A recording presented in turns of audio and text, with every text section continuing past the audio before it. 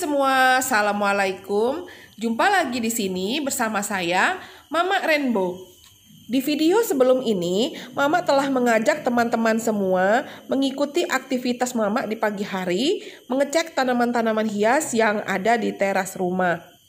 Dan kali ini, Mama ingin kembali mengajak teman-teman semua mengikuti aktivitas Mama di pagi hari, mengecek tanaman hias yang ada di halaman rumah. Dan agar durasi videonya tidak terlalu lama, nanti kalau terlalu lama teman-teman bisa bosen ya menontonnya. Jadi video untuk cek tanaman hias di halaman rumah akan Mama buat dalam 2 bagian. Dan di video part 1 ini, Mama akan mengajak teman-teman melihat tanaman hias yang ada di depan rumah yang bersebelahan tepat dengan dinding rumah. Di sisi yang ini, Mama meletakkan sebagian besar koleksi tanaman keladi Mama, tetapi juga ada tanaman-tanaman jenis yang lain. Jadi, Mama kalau meletakkan tanaman itu tidak khusus per jenis, akan tetapi campur-campur. Langsung saja kita saksikan videonya. Tapi sebelumnya, jangan lupa subscribe untuk yang belum subscribe. Like dan komennya ditunggu, serta share jika teman-teman merasa bahwa video ini bermanfaat.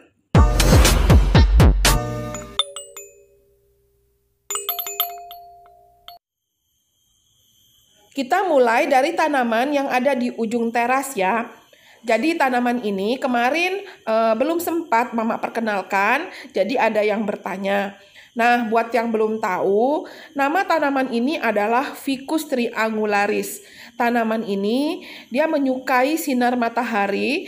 Sinar matahari langsung juga aman buat dia. Kalau diletakkan di tempat yang teduh dan kurang simat, malah pertumbuhannya jadi tidak bagus. Begitu juga halnya dengan tanaman bromelia ini.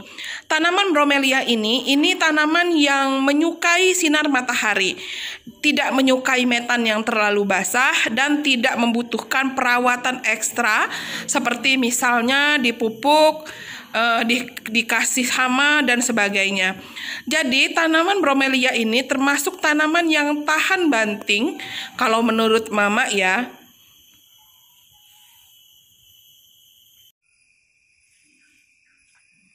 Selanjutnya ini adalah tanaman Dieffenbachia.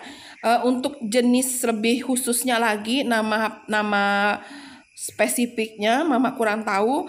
Tetapi ini motif daunnya, warna daunnya ini cantik banget seperti motif army.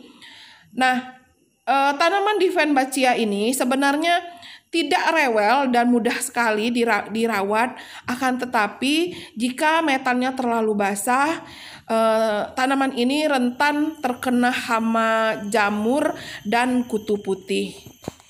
Dan di sebelahnya ini Mama meletakkan tanaman Syngonium batik. Jadi, jika teman-teman menginginkan motif dan corak batiknya keluar, maka teman-teman harus meletakkan tanaman Syngonium ini di tempat yang terkena sinar matahari. Karena jika tanaman ini tidak mendapatkan cukup cahaya matahari, maka warna, motif, dan coraknya itu akan pudar. Tanaman Syngonium batik ini juga termasuk tanaman yang fast grower, jadi pertumbuhannya cepat. Nih, seperti yang teman-teman bisa lihat di sini, ini akar anginnya sudah kemana-mana, bahkan sudah menembus ke dasar pot. Jadi sepertinya tanaman Syngonium ini harus segera Mama repotting.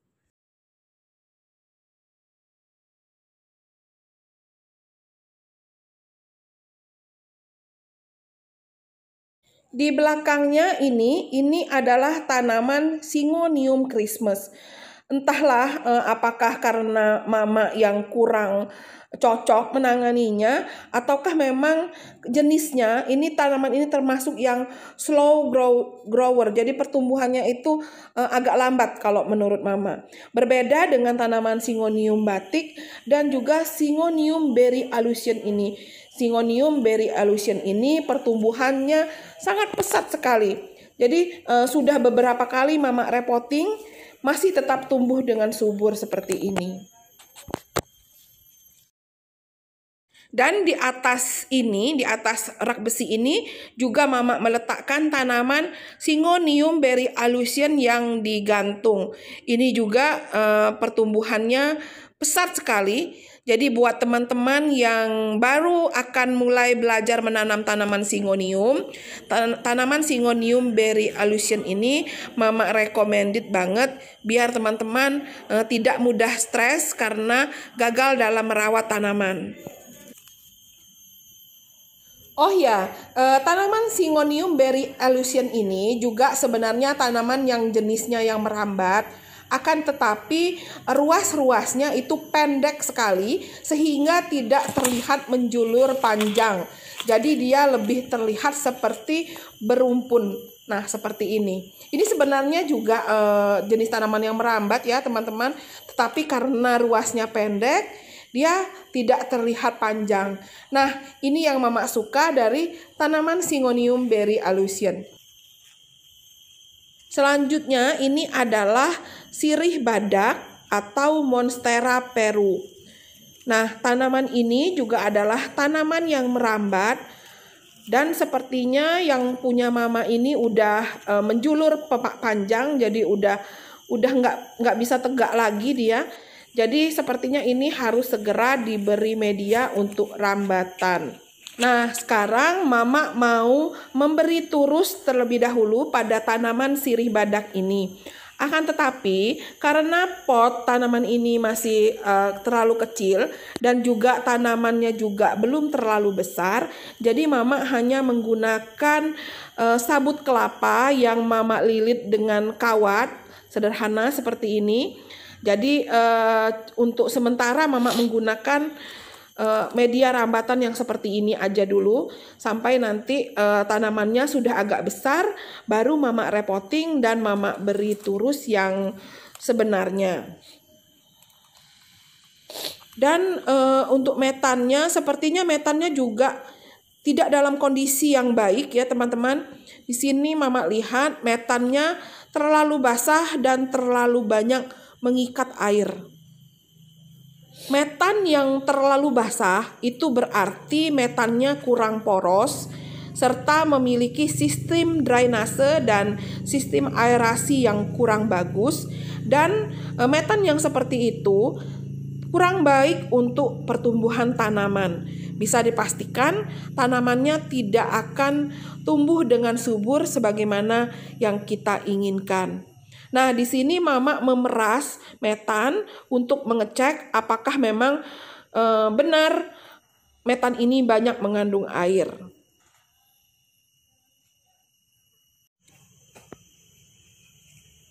Selanjutnya ini adalah tanaman Hypoestes. Mengenai tanaman Hypoestes ini sudah pernah Mama buatkan videonya. Jadi di sana Mama menjelaskan bagaimana cara merawat tanaman Hypoestes dan tipsnya agar tumbuh rimbun.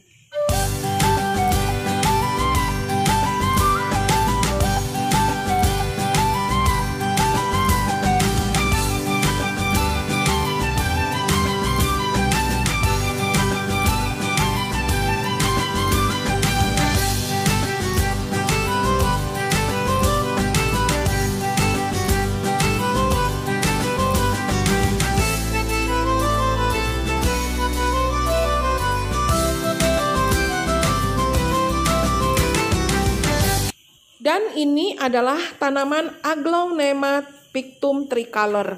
Tanaman ini merupakan tanaman asli dari Indonesia, banyak ditemukan di daerah-daerah pegunungan di Pulau Sumatera dan Pulau Nias.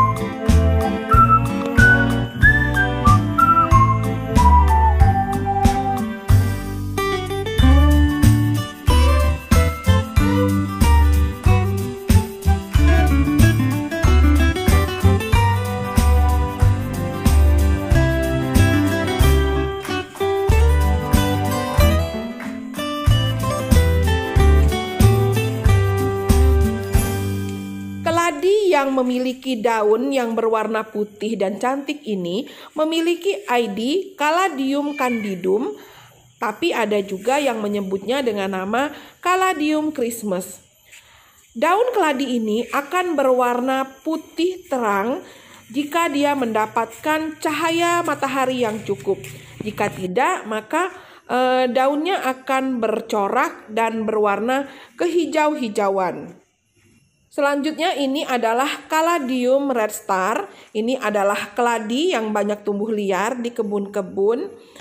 Dan ini adalah Caladium gingerland, Caladium clown, ada juga yang bilang ini keladi tricolor. Dan ternyata ada yang jatuh, teman-teman. Ini ada. Nah, jadi disinilah guna kita mengecek tanaman-tanaman hias kita di pagi hari. Mungkin tanaman kita ada potnya yang jatuh, tersenggol hewan-hewan, kucing misalnya. Nah, jadi bisa segera kita perbaiki. Ini adalah keladi jaguar. Masih anakan, masih bayi. Tapi kalau udah gedenya ini cantik banget loh, teman-teman. Dan di balik daun-daun keladi putih ini ternyata ada tanaman Syngonium pink. Tanaman Syngonium pink ini udah berubah jadi hijau ya, teman-teman, pinggirannya. Ini karena dia kurang mendapatkan cahaya matahari. Jadi Syngonium ini mau Mama pindahkan ke bagian atas agar dia mendapatkan lebih banyak cahaya.